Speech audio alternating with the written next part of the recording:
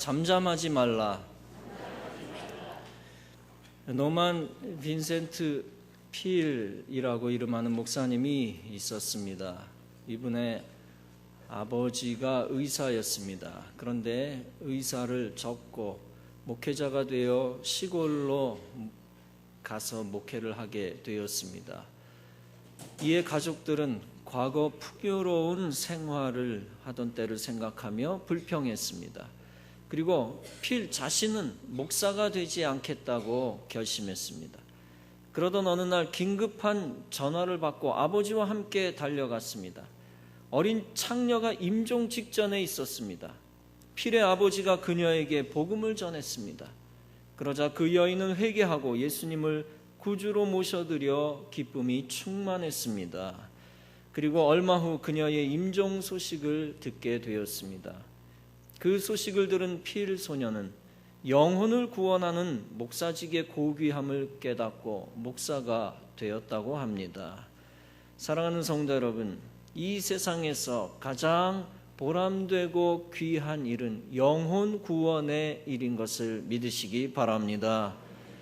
본문은 말씀합니다. 오늘날은 아름다운 소식이 있는 날이다. 그런데 우리가 잠잠하고 있도다. 만일 밝은 아침까지 기다리면 벌이 우리에게 미칠 것이다. 이제 떠나 왕궁에 가서 고하자. 이 말씀은 좋은 소식을 전하는 것은 하나님의 뜻이라는 것입니다. 구약에서 좋은 소식은 신약에서 복음 전파의 예표가 됩니다. 이제 떠나 왕궁에 가서 고하자. 이 말을 누가 한 것입니까? 다름 아닌 문둥병자들이 한 것입니다. 문둥병자들이 건강한 보통 사람들에게 좋은 소식을 전할 일이 생겼다는 것입니다. 그 당시에 어떤 일이 일어났던 것일까요? 지금부터 2700 수십 년 전 아람 군대가 북이스라엘을 쳤습니다. 사마리아 성을 완전히 포위했습니다. 백성들은 심각한 기근으로 굶주렸고 어머니들조차 자식을 삶아먹는 비극이 일어났습니다. 그런 중에 성문 어귀에서 생활하던 4명의 나병 환자가 있었습니다. 그들은 절대 절망의 상황에서 일어나 절대 희망의 행진을 했습니다. 그들은 성 밖의 외딴 마을로 나가 구걸하고자 하는 생각도 있었습니다. 그러나 아람 군대가 겹겹이 싸고 있는 진퇴양난의 상황이었습니다. 이들은 의논 끝에 이렇게 말했습니다. 앉아서 죽느니 차라리 생명을 걸고 적진으로 들어가 양식을 구하자. 즉 절대적 절망 속에서 죽느니 절대적 희망을 품고 전진하겠다는 것입니다. 하나님의 종 엘리사 역시 절대 희망 속에서 성령의 감동을 받았습니다. 그래서 다음과 같이 예언했습니다. 야훼께서 이르시되 내일 이맘때에 사마리아 성문에서 고운 밀가루 한 스아를 한 세겔로 매매하고 보리 2 스아를 한 세겔로 매매하리라 하셨느니라. 이 엘리사의 예언이 나병 환자들에게 임했습니다. 나병 환자들 4명이 절대 절망에서 일어나 희망찬 행진을 시작했을 때 기적이 시작되었습니다. 기적이 일어났습니다. 그들의 걸음소리가 아람 군대에게는 마치 40만 대군의 행군 소리로 들렸습니다. 그들이 차고 있던 걸식용 빈 그릇들은 창검이 부딪히는 쇳소리로 들렸습니다. 아람 군대는 이스라엘의 주변국과 거대한 연합군이 공격해오는 것처럼 착각했습니다. 기겁한 나머지 모든 것을 버리고 도망가 버리고 말았습니다. 4명의 나병 환자는 산더미 같은 음식을 배불리 먹고 금, 은, 의복을 마음껏 취했습니다. 이처럼 하나님의 약속의 기적은 절대 희망을 품고 있었던 사람들에 의해 이루어졌던 것입니다. 즉 소망을 버리지 않고 앞으로 전진하는 사람들에게 주어지는 축복이요 선물인 것입니다. 그러나 그들은 약속의 선물을 자신들의 것으로만 하지 않았습니다.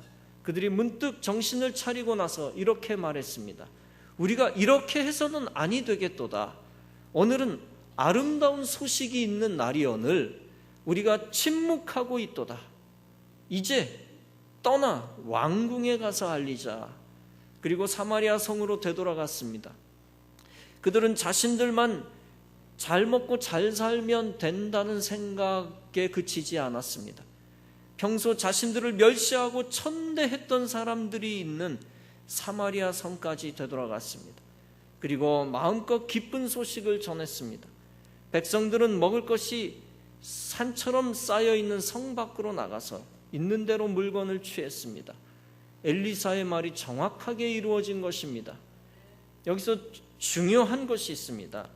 하나님의 은혜를 먼저 받은 사람이, 하나님의 선물을 먼저 받은 사람이 그 은혜를, 그 선물을 다른 사람들에게 알려주고 또 나누어 줄 수 있어야 한다는 것입니다.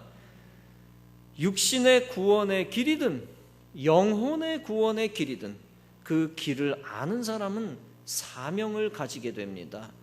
반드시 그 구원의 길을 모르는 사람에게 전해주어 또 알려주어야 하는 의무가 생기는 것입니다. 그 구원의 길을 알려주는 것은 하나님을 기쁘시게 하는 것이 하나님의 뜻입니다. 반면에 그 구원의 길을 알려주지 않고 입을 다무는 것은 하나님을 노하게 하는 것입니다. 결국 하나님의 뜻을 가로막는, 입을 다무는 것은 하나님의 뜻을 가로막는 영적 범죄 행위가 되는 것입니다. 그래서 에스더 4장은 말씀합니다. 이때에 네가 만일 잠잠하여 말이 없으면 유다인은 다른 데로 말미암아 노임과 구원을 얻으려니와 너와 네 아버지 집은 멸망하리라. 네가 왕후의 자리를 얻은 것이, 즉 왕비의 자리를 얻은 것이 이때를 위함이 아닌지 누가 알겠느냐. 여러분, 다른 데로 말미암아 구원을 얻는다는 것이 무슨 뜻입니까? 하나님의 뜻은 무슨 일이 있어도 이루어진다는 뜻입니다. 즉 구원의 길을 누구를 통해서든 반드시 알려주신다는 뜻입니다. 대신 당장 하나님의 뜻을 실천하지 않는 자는 큰 책망을 듣게 된다는 것입니다. 심지어 구원의 길을 알리지 않고 완전히 입을 닫고 있으면 하나님이 그에게 큰 벌을 내리신다는 것입니다. 특히 내가 왕후의 자리를 얻은 것이 이때를 위함이다 라고 했습니다. 즉 백성을 구원할 기회가 주어졌을 때 반드시 그 기회를 놓치지 말라는 것입니다. 더 나아가 복음을 증거할 기회가 생겼을 때 뒤로 미루지 말아라 하는 것입니다. 미루면 하나님은 복을 빼앗아 그 복을 대타에게 주십니다. 대타를 맡을 자에게 주십니다. 좋은 소식을 전하는 것을 미룬 사람은 미룬 대가를 치러야 하는 것입니다. 예수께서도 누가복음 19장에서 말씀하셨습니다. 내가 너희에게 말하노니 만일 이 사람들이 잠잠하면 돌들이 소리 지르리라. 여러분, 돌들에게 입이 달렸습니까? 돌들이 어떻게 소리를 지를 수 있겠습니까? 말도 안 되죠. 그러나 그만큼 그 어떤 수단과 방법을 다 동원하셔서라도 하나님의 말씀을 전달하시겠다는 것입니다. 무슨 일이 있어도 복음은 전달되어야 하는 것이 하나님의 뜻이라는 것입니다. 하다못해 불신자가 돌을 바라보다가, 돌멩이를 바라보다가, 바위를 바라보다가 말씀에 강렬하게 끌리게 하실 수도 있다는 것입니다.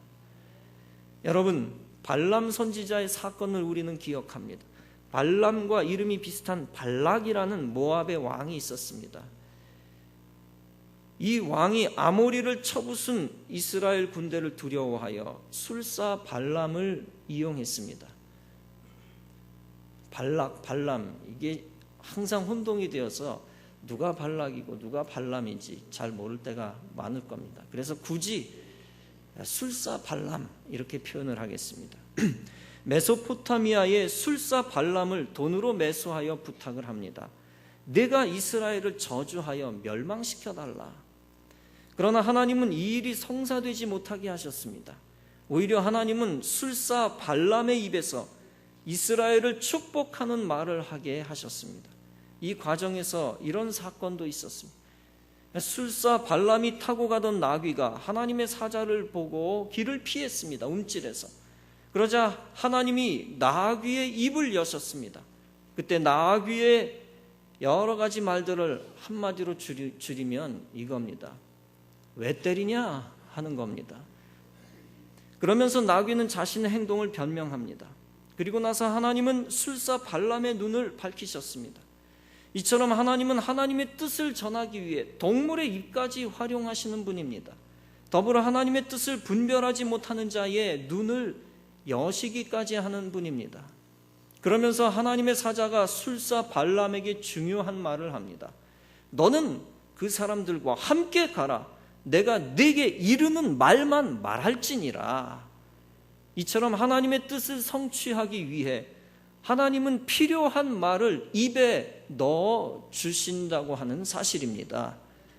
성도 여러분, 하나님이 주시는 필요한 말을 하는 자는 자연스럽게 하나님의 대리자가 되는 것입니다. 반면에 하나님이 주신 말을 하지 않고 입 다무는 자는 큰 책망을 받게 되는 것입니다. 그러므로 먼저 구원받은 우리들이 반드시 구원의 도를 사람들에게 알려주어야 될 줄로 믿습니다. 가족에게, 이웃에게, 친척에게, 회사 사람들에게, 동호회에, 선후배에 알려주어야 합니다. 심지어 우리가 들어가기 어려운 북한에도 알려주어야 되고, 우리가 들어가기 어려운 이슬람 지역에도 알려주어야 합니다. 알려주기만 하면 우리는 하나님의 대리자가 되어 큰 축복을 받게 되는 것입니다. 덴마크를 순회하던 한 고계단이 있었습니다.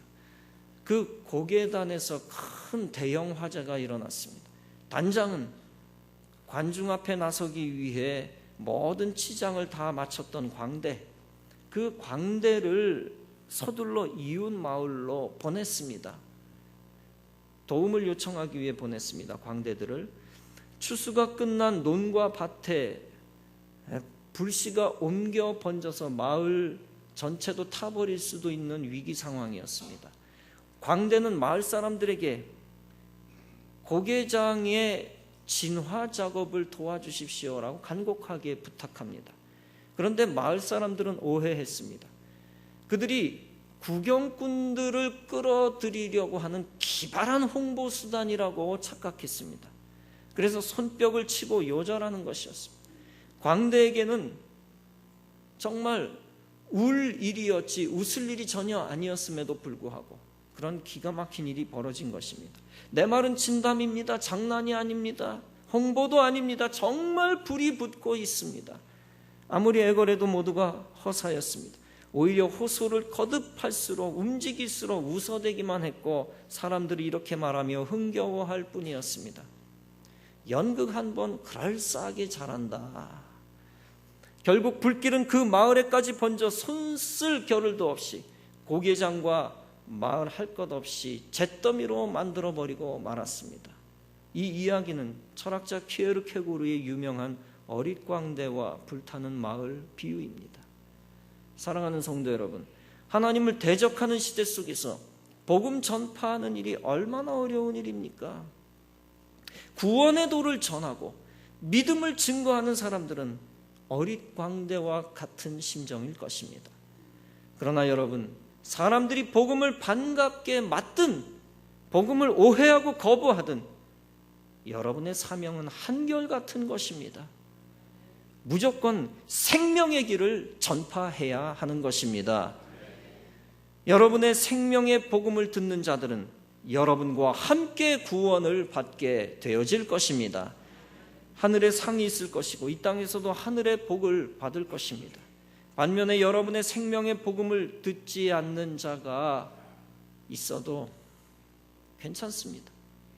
여러분이 복음을 증거하기만 하면, 입을 열어 여러분이 복음을 증거하기만 하면 여러분의 책임은 사라지는 것입니다. 에스겔 2장은 말씀합니다. 이 자손은 얼굴이 뻔뻔하고 마음이 굳은 자니라. 내가 너를 그들에게 보내노니 너는 그들에게 이르기를 주 여호와의 말씀이 이러하시다 하라.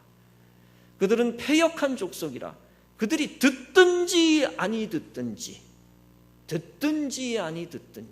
그들 가운데서 선지자가 있음을 알지니라. 여러분, 사람들이 복음을 당장 안 듣는다고 낙심하지 말 것입니다. 여러분들이 반복적으로 복음을 들려주기만 하고 또 예배의 자리에 데리고 나오기만 하면 되는 것입니다.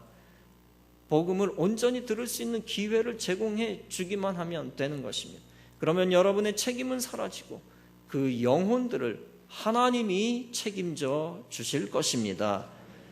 여러분, 내가 불신자를 100% 개조시킬 수도 없고 신앙적으로 완벽하게 내 힘으로 교화시킬 수도 없습니다. 그러나 그들을 향하여 입을 여는 것이 중요합니다. 잠잠하지 않는 것이 중요합니다. 복음의 역사는 입을 열 때 일어나는 것입니다. 하나님 나라 확장도 복음을 입으로 선포하기 시작되는 데서 시작되는 것입니다. 에스겔 33장은 말씀합니다.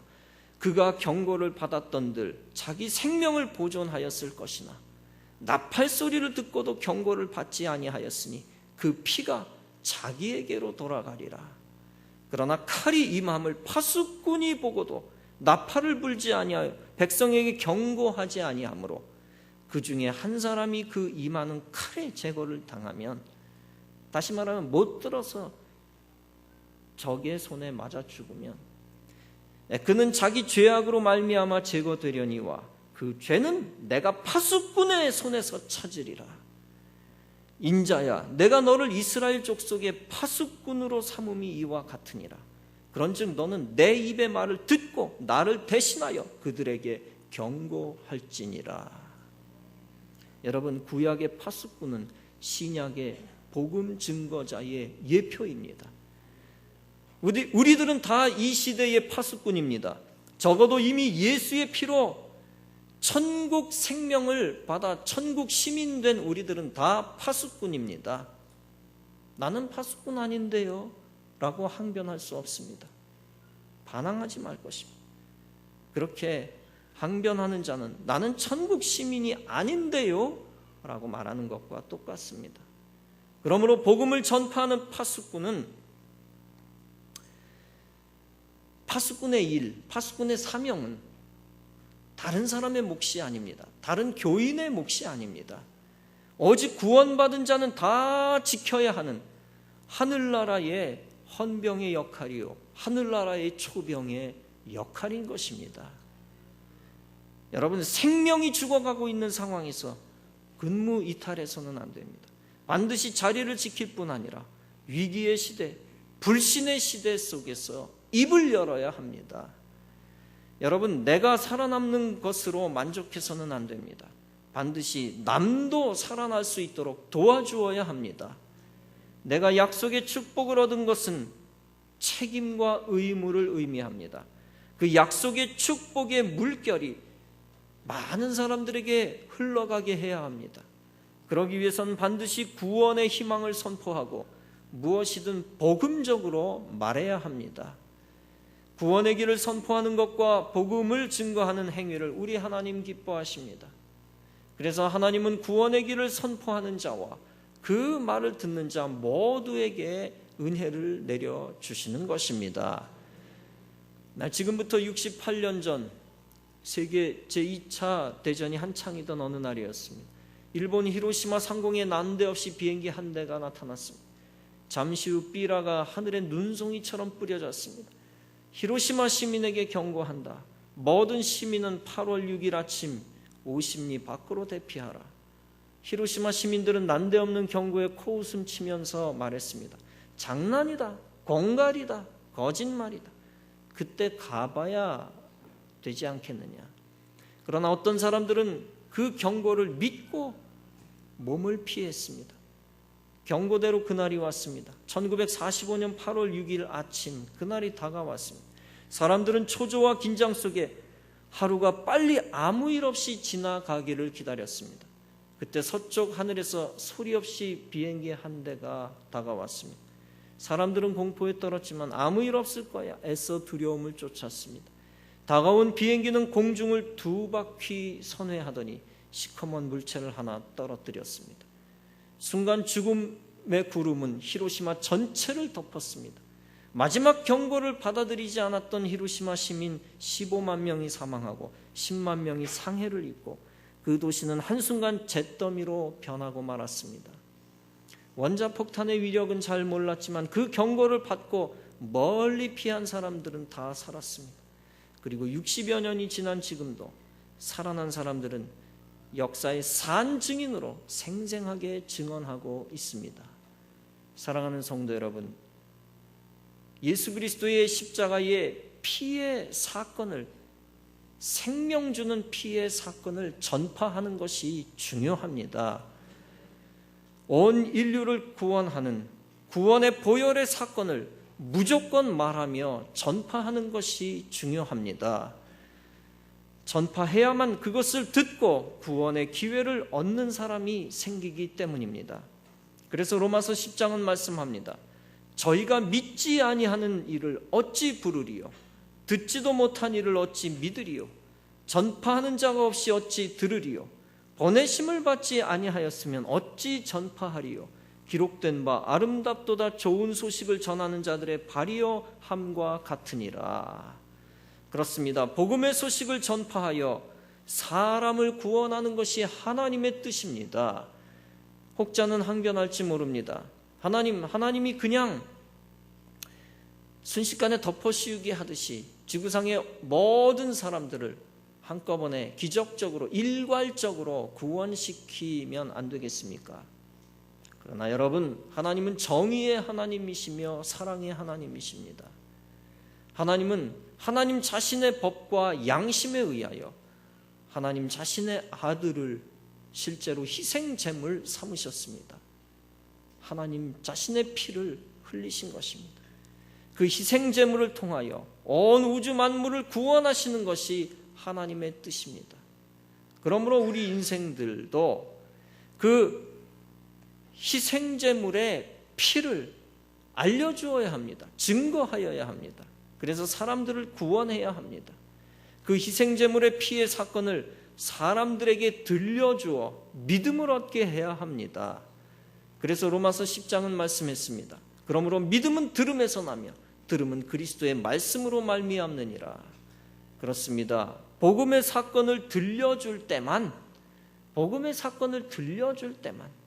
인생은 믿음을 얻을 수 있는 것입니다. 그러므로 복음을 먼저 받은 우리는 결코 잠잠해서는 안 됩니다.